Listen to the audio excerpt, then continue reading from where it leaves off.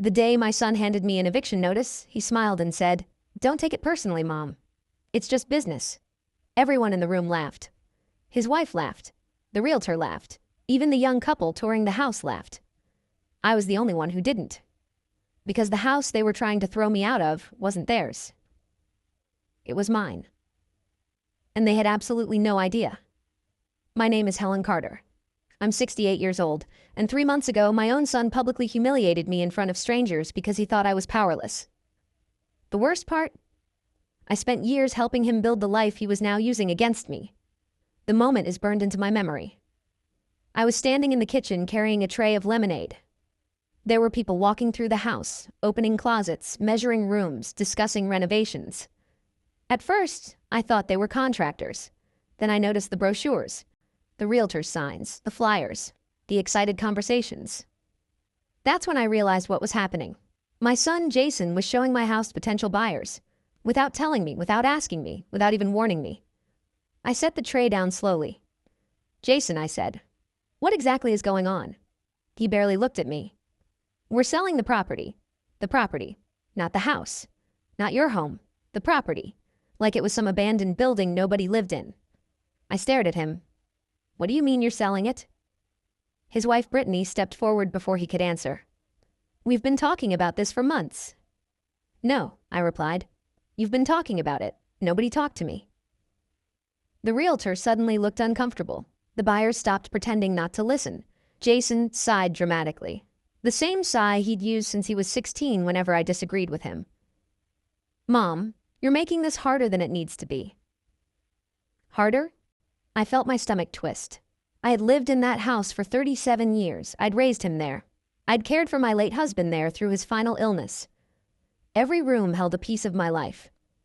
And now my son was acting like I was an inconvenience standing in the way of a business deal. Then Brittany folded her arms. "Honestly, Helen, you should be grateful." I blinked. "Grateful?" She nodded. "Most people your age end up in apartments or retirement communities. We're finding you a nice place." The room went silent. I don't know what hurt more, the words or the fact that Jason didn't correct her. Not one word. Not one. Instead, he pulled a folded document from a folder and handed it to me. An eviction notice. 30 days. I looked at the paper, then at my son, then back at the paper. I actually thought it was a joke. It had to be. Nobody could be this cruel. Nobody could be this stupid. But Jason looked completely serious. "We already accepted an offer," he said. "The buyers want possession quickly." I slowly folded the paper. My hands weren't shaking, my voice wasn't shaking either, which surprised me because inside something enormous was breaking apart. "You accepted an offer?" "Yes." "Without consulting me?" "Mom, you don't own the house." That sentence changed everything. Because that's when I realized exactly what had happened. Jason believed the lie Brittany had been feeding him for years. The lie that my late husband had left everything to him. The lie that I was simply living there because they allowed it. The lie that I needed them. What neither of them knew was that my husband had been far smarter than they realized. Years smarter. Lawyers smarter. And very, very patient. I looked around the room.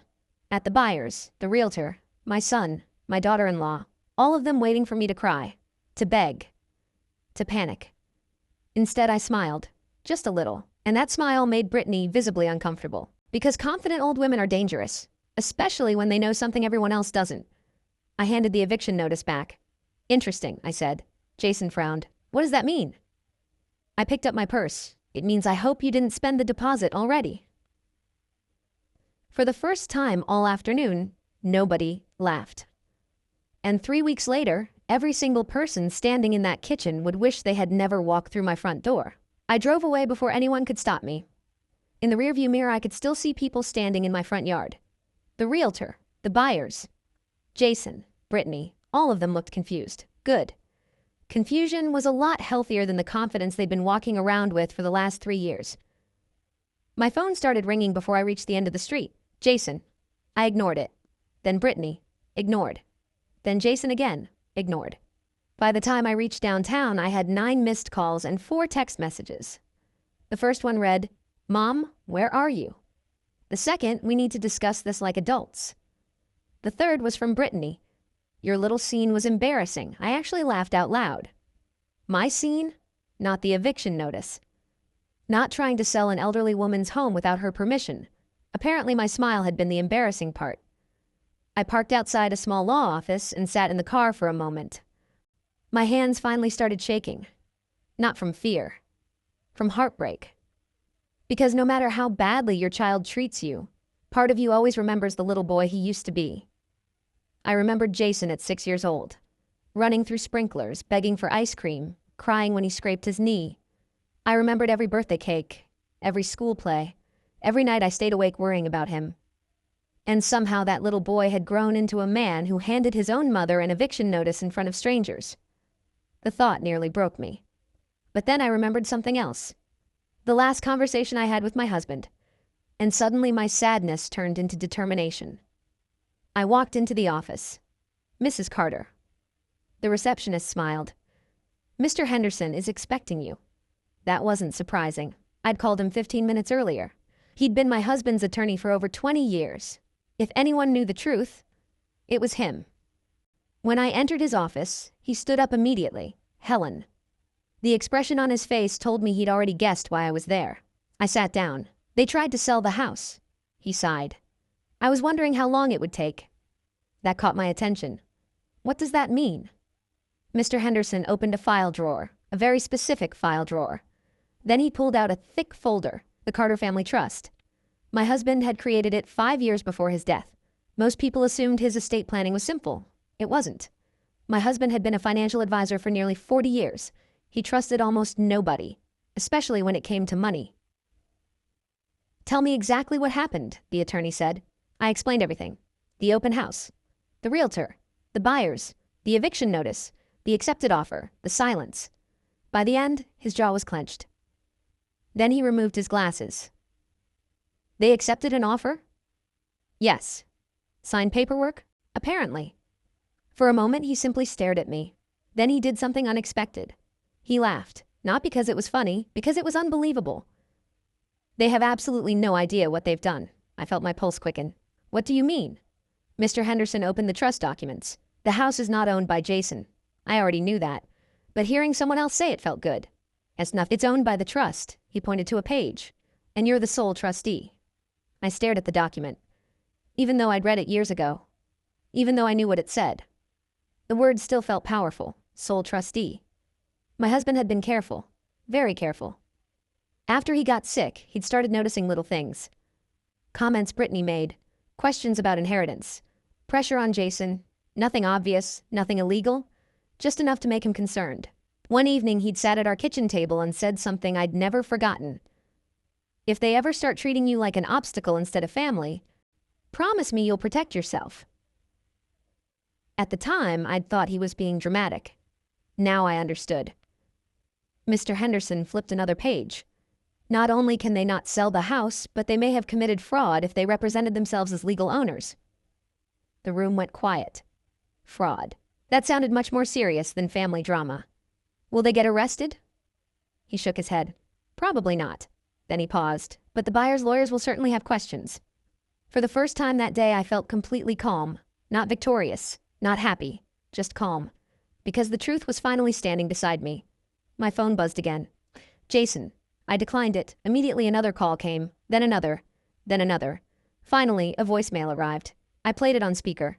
Mom. His voice sounded strained. We have a problem. I almost smiled. Of course they did. The buyers want proof of ownership. There it was. Reality. Finally showing up. They're saying some paperwork doesn't match. Mr. Henderson raised an eyebrow. I kept listening. Brittany says you've probably confused them somehow. Just call us back so we can fix this. Fix this. Interesting choice of words. As if I had created the problem. As if I was somehow responsible for their deception collapsing. I deleted the voicemail. Then I looked at the attorney. What happens now? He leaned back. Now. A slow smile crossed his face. Now we wait. The next 48 hours were spectacular. Not because I enjoyed their suffering, because the truth moves in a very predictable way. First comes denial, then panic, then blame. Jason and Brittany completed all 3 stages in less than 2 days. By Tuesday morning, Brittany was calling every hour. By Tuesday afternoon, she was sending angry texts. By Wednesday, she was threatening legal action. That one almost made me choke on my coffee. Legal action. Against the woman who legally controlled the entire property.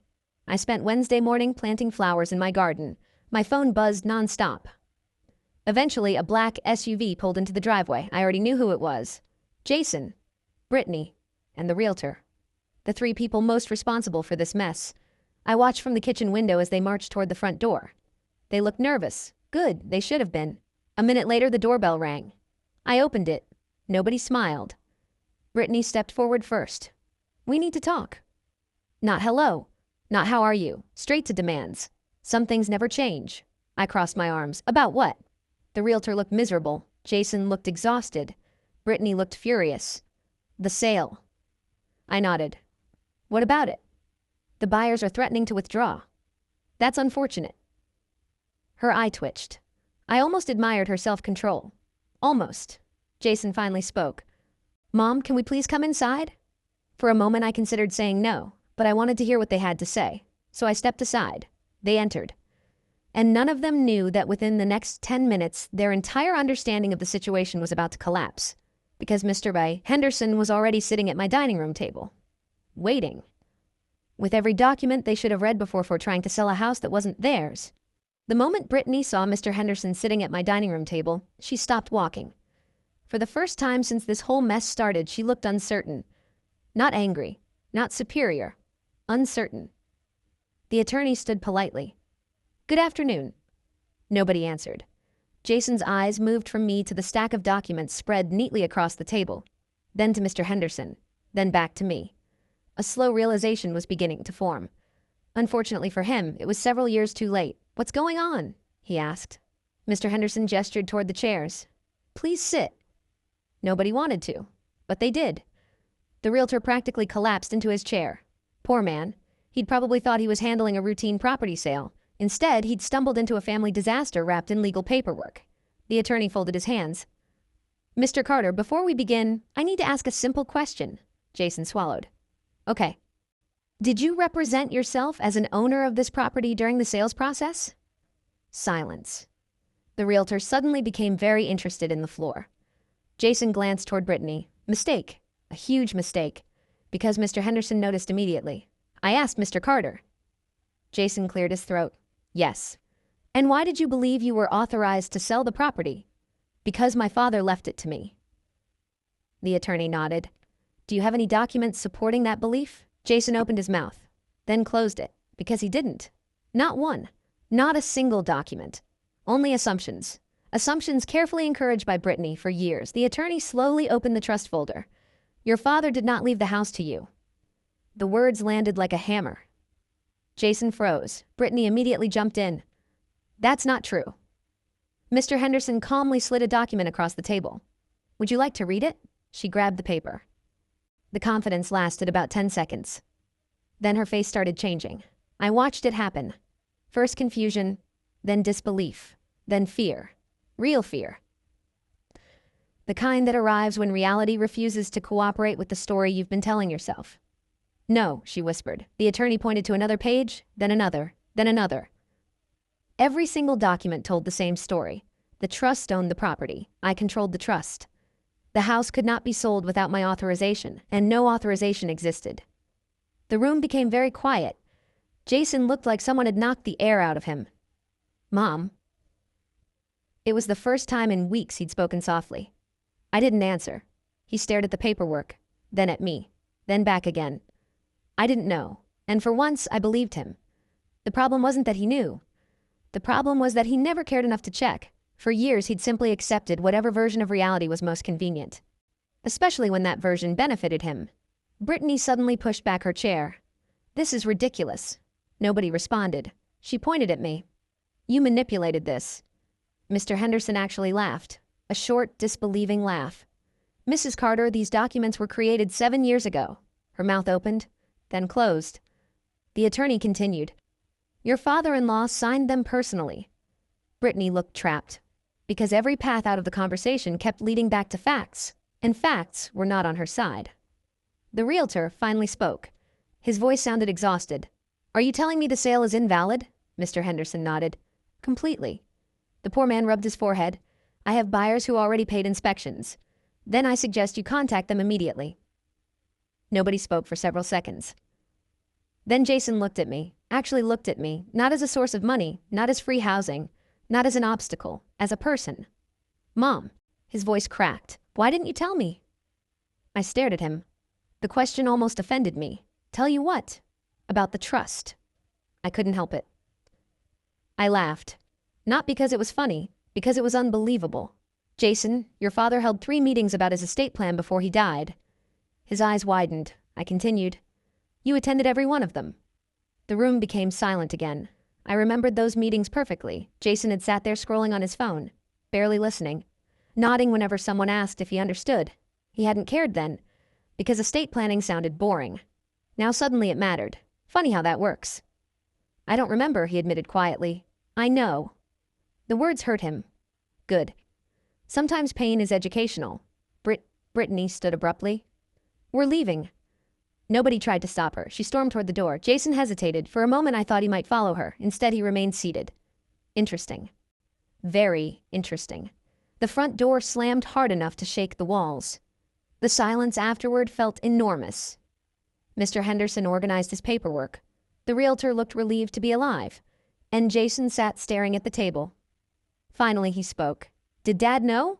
I already knew what he meant. "Did your father know Brittany was like this?" The answer was yes, but not completely. Even my husband couldn't have predicted this level of entitlement. He had concerns, I admitted. Jason looked away. The shame was finally arriving. Late, but arriving. I messed up. Neither me nor the attorney rushed to comfort him, because some mistakes deserve to feel uncomfortable. The realtor stood. "I'll notify everyone immediately." He practically ran out of the house. I couldn't blame him. Within seconds, it was just the 3 of us. Me, Jason, Mr. Henderson. The attorney gathered the remaining documents. Then he looked directly at my son. "I'm going to give you advice your father would have given." Jason looked up. "Listen to your mother." Then he left. The front door closed. Now it was only us. Mother and son. For the first time in years. No Brittany, no excuses, no distractions, just truth. Jason stared out the window. I really thought the house would be mine someday. It might have been. He looked shocked. I continued, "If you treated people with kindness." That one landed. I could see it. The realization, inheritance isn't just about blood. It's about trust, respect, character, the qualities he'd stopped showing years ago. Tears appeared in his eyes. Real ones. Not dramatic tears. Not manipulative tears. The quiet tears of a man finally seeing himself clearly. I don't know when I became this person. I believe that too. Because people rarely notice themselves changing. It happens one compromise at a time, one excuse at a time, one silence at a time. Until suddenly they wake up and don't recognize the stranger in the mirror. I stood. "So what happens now?" His voice sounded small. I looked around the house. My house. The house I'd spent decades protecting. Then I answered honestly. "Now?" I paused. "Now there are going to be consequences." And neither of us knew yet that the biggest consequence wasn't going to be about the house. It was going to be about Brittany. Because later that same week, I would discover something hidden inside their financial records. Something that explained exactly why they had been so desperate to sell my home. And once that secret came out, their marriage would never be the same again. The secret revealed itself by accident. The funny thing about lies is that most of them don't collapse because someone is clever. They collapse because someone gets careless. 3 days after the meeting with the attorney, I was sorting through mail that had been delivered to the wrong address. It happened all the time. The upstairs apartment still shared the same mailbox, and every now and then letters ended up mixed together. Normally, I carried anything that belonged to Jason upstairs and left it by his door. That morning, I almost did exactly that. Then I noticed the envelope. Final notice. The words were printed in large red letters across the front. At first, I thought it was junk mail. Then I saw Jason's name, and another name beneath it, not Brittany's, a finance company. I should have looked away. I know that. But after everything that had happened, my instincts told me something wasn't right. For a few seconds, I simply stared at the envelope. Then another piece of mail caught my eye. And another. And another. 3 separate notices. 3 different companies. All marked urgent. My stomach tightened. Something was very wrong. I carried the letters upstairs and knocked. No answer. I knocked again. Still nothing. A neighbor later told me Brittany had left in a hurry that morning. Jason was already at work. I set the envelopes outside their door and walked away. But the image stayed with me all day. That evening, my phone rang. It was Jason. His voice sounded strange. "Mom, can I come down?" Something in his tone made me answer immediately. Of course. 10 minutes later, he was sitting at my kitchen table. He looked terrible. The kind of terrible that doesn't come from lack of sleep. The kind that comes from discovering your life isn't what you thought it was. I poured him coffee. He didn't touch it. Instead, he slid several papers across the table, the same envelopes. Opened. My heart sank. "Oh, Jason." He rubbed his face. For a long moment, neither of us spoke.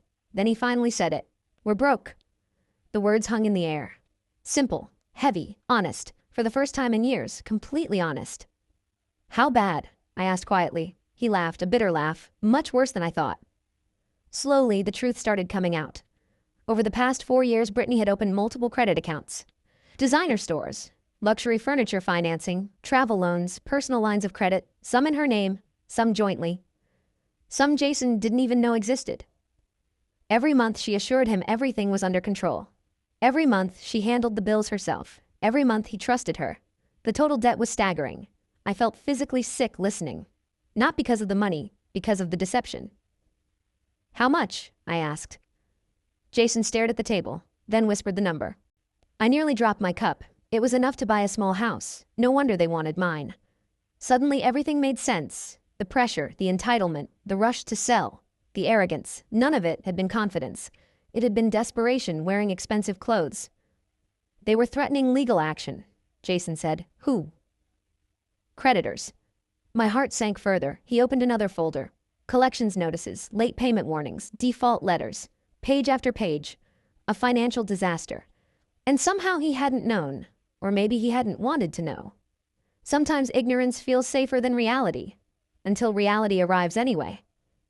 "When did Brittany tell you?" His expression hardened. "She didn't." I blinked. "What?" "I found everything myself." The room went silent. Apparently after the trust meeting, something had changed inside him. For the first time in years, he'd started asking questions, checking accounts, reviewing statements, opening mail. Looking at things he'd ignored, and what he found terrified him. I confronted her. His voice was flat. She lied. I wasn't surprised. Then I showed her the statements. I already knew what happened next. "She lied again," he nodded slowly. Then he looked at me, and I saw something heartbreaking. The little boy who used to come running to me whenever the world stopped making sense. "Mom, I don't know what's true anymore." For a second I couldn't speak. Because that's the real damage betrayal causes. Not the money, not the arguments, not even the lies. It's the destruction of certainty. The feeling that you can no longer trust your own judgment. I reached across the table, not to rescue him, not to solve his problems, just to remind him he wasn't alone. His eyes filled with tears. "I thought you were the problem." There it was. The truth. Raw and ugly. For years, Brittany had convinced him that every disagreement started with me. Every conflict, every boundary, every concern. I had become the villain in stories I didn't even know were being told. And he'd believed them. Now the stories were falling apart, one by one. "What happens now?" he asked. Before I could answer, a car door slammed outside, then another. Jason looked toward the window. His face changed instantly. Brittany. She had come home. And judging by the speed of her footsteps, she knew exactly what we'd been discussing. Seconds later, the front door burst open. Brittany stormed into the kitchen. Her face was red, her eyes wild. For the first time since I'd met her, she looked genuinely afraid. Not angry, afraid. "Are you talking about me?" she demanded. Nobody answered. Jason stood slowly. The silence told her everything. She looked at the documents, then at him, then at me. And suddenly she knew. The secrets were out. Every single one. For a moment, nobody moved. Then Brittany did something neither of us expected. She started crying.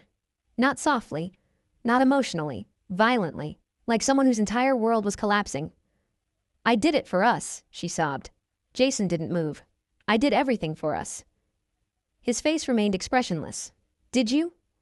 The question hit harder than any accusation, because neither of them knew the answer anymore. And deep down, I think Brittany knew that her biggest problem wasn't the debt.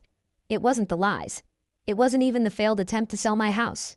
Her biggest problem was that Jason had finally started seeing things clearly. And once someone wakes up, it's almost impossible to convince them to go back to sleep. What none of us knew at that moment was that the next revelation would be even worse. Because buried among the financial documents was one transaction, one payment, one name. A name that didn't belong there. A name that would force Jason to ask a question that could destroy his marriage completely. And once he asked it, there would be no way to take it back. The name belonged to a man called Derek Lawson. Neither Jason nor I knew who he was. At first, the transaction itself wasn't huge, a few $1,000s spread over several payments. But it appeared again and again and again. Always from accounts Brittany controlled, always hidden among dozens of other expenses. Jason discovered it the following evening. He called me immediately. His voice sounded hollow. "Mom." What happened? I found something. I knew instantly it wasn't good. 20 minutes later, he arrived carrying a folder. He spread bank statements across the kitchen table, then pointed at the same name, Derek Lawson, repeated over 18 months, repeated enough times to raise questions Brittany clearly didn't want answered. "Who is he?" I asked. Jason looked sick. "I don't know." The answer bothered both of us, a lot. Because people don't secretly send thousands of dollars to strangers for no reason. That night, Jason confronted Brittany. He didn't tell me every detail, only the important parts. At first, she claimed Derek was a consultant, then a friend, then someone who helped with investments. Each explanation contradicted the last. Eventually, the truth came out, and it wasn't what either of us expected. Derek wasn't a lover. He wasn't a business partner. He wasn't a financial advisor. He was Brittany's older brother. A brother she'd been secretly supporting for years. A brother with a gambling addiction. A brother who constantly needed rescuing. A brother she'd never mentioned. Not once. Not in 7 years of marriage. Jason was stunned. The money she'd taken from their accounts, the debt she'd accumulated, the pressure she'd placed on everyone around her. Part of it had gone toward maintaining a lifestyle she couldn't afford, but another huge part had disappeared into her brother's endless crises. Casino debts, personal loans, bad decisions. Emergency after emergency. And Brittany kept paying, using money she didn't have, creating debt she couldn't repay, then expecting someone else to save her. Eventually, that someone became me. Or rather, my house. The realization hit Jason like a truck. The plan to sell my home had never been about family. It had never been about helping me. It had never been about simplifying anyone's life. It was about money. Always money. Money they desperately needed. Money they believed they could access if they controlled my property. For several days, the house remained silent. Then one morning I heard shouting upstairs. Real shouting. Not an argument, not tension. The sound of a marriage breaking. Hours later, Jason knocked on my door. He looked exhausted, older, like someone who'd lived 10 years in 10 days. "We're separating." I wasn't surprised. I wasn't happy either. Divorce isn't a victory. Even when it's understandable, I simply nodded. "Are you okay?" He laughed sadly. No. At least he was honest. For once. The next few weeks were difficult. Brittany moved into a small apartment across town. Jason stayed temporarily in the upstairs suite. But everything had changed. The arrogance was gone. The entitlement was gone. The assumptions were gone. For the first time in years, he paid his share of every bill without being asked. He cooked his own meals, did his own laundry, managed his own finances. Small things. Normal things. Adult things. One evening, he sat with me on the back patio, the same patio where his father used to drink coffee every morning. The sun was setting. Neither of us spoke for a while. Finally, Jason broke the silence. "Dad knew me better than I knew myself." I smiled sadly. "Your father was very observant," Jason nodded. "He knew I'd avoid difficult conversations." He did. He knew I'd trust the wrong people. He worried about that. Jason stared across the yard. Then he asked the question I'd been expecting for months. "Do you forgive me?" The answer came easier than I thought. Yes. His eyes widened. I continued before he could speak. Forgiveness and trust are different things. That landed exactly as intended. Because it was true. I forgave him. The anger wasn't controlling my life anymore. But trust? Trust takes longer. Much longer. He nodded slowly. "I understand." And for the first time, I believed he actually did. 6 months later, the The upstairs apartment became available. Jason had moved into a modest place closer to work. Nothing fancy, nothing impressive, just something he could actually afford. The day he left, he handed me an envelope. Inside was a check. I looked at him in confusion. "It's not much," he said. "What is it?" He smiled awkwardly. "A start." I looked closer. It was repayment. A tiny fraction of everything I'd spent helping him over the years. Not enough to matter financially. Not enough to matter emotionally. I felt tears sting my eyes. Because that check represented something far more valuable than money. Responsibility. The thing I'd wanted from him all along. Not perfection. Not success. Responsibility. The months turned into a year. Life became peaceful again. The house felt like mine. Not a battleground. Not a burden. A home. I planted new flowers in the garden. Took a trip I'd postponed for years. Joined a book club. Made friends. Started living instead of constantly fixing other people's problems. Jason and I rebuilt our relationship slowly. Very slowly. No shortcuts. No pretending the past never happened. Just honest conversations. One brick at a time. One choice at a time. One day he stopped by unexpectedly. I found him standing in front of the old family photo hanging in the hallway. The one taken 20 years earlier. Me. My husband. A teenage Jason. We all looked happy. He stared at it for a long moment. Then quietly said, "I spent so much time thinking about what I was entitled to that I forgot to appreciate what I already had." I didn't answer immediately, because some lessons are too important to interrupt. Eventually, I placed a hand on his shoulder, and we stood there together, not as a mother rescuing her son, not as a son taking advantage of his mother, just two imperfect people trying to do better. Today, I'm sitting on that same patio. The garden is blooming. The house is quiet, peaceful, exactly the way I like it. The trust remains exactly where my husband intended, protected, secure. And someday, maybe Jason will inherit what remains, maybe not. That decision belongs to the future. What matters now is something much simpler. Respect. The thing money can't buy. The thing legal documents can't force. The thing families sometimes lose and spend years trying to find again. When people hear my story, they often ask if I regret standing my ground. The answer is no, not for a second. Because boundaries don't destroy families. Disrespect does. All I did was stop rewarding it. The day my son handed me an eviction notice, he thought he was taking control. What actually happened was something very different. He lost an illusion and eventually found himself. As for me, I gained something too. Something far more valuable than property. I learned that loving someone doesn't require surrendering your dignity. You can be kind without being weak, generous without being used, forgiving without becoming a doormat. The house is still standing. The garden is still growing. And every morning when I sit outside with my coffee, I think about something my husband once told me. The people who truly love you won't punish you for having boundaries. He was right, as usual. I take a sip of coffee and look across the lawn. The air smells like fresh flowers. The sun is warm. The future is quiet. And after everything that happened, quiet feels like the greatest gift of all. Sometimes the strongest thing a person can do isn't fighting. It's finally refusing to be pushed. And once you learn that lesson, life becomes a whole lot lighter.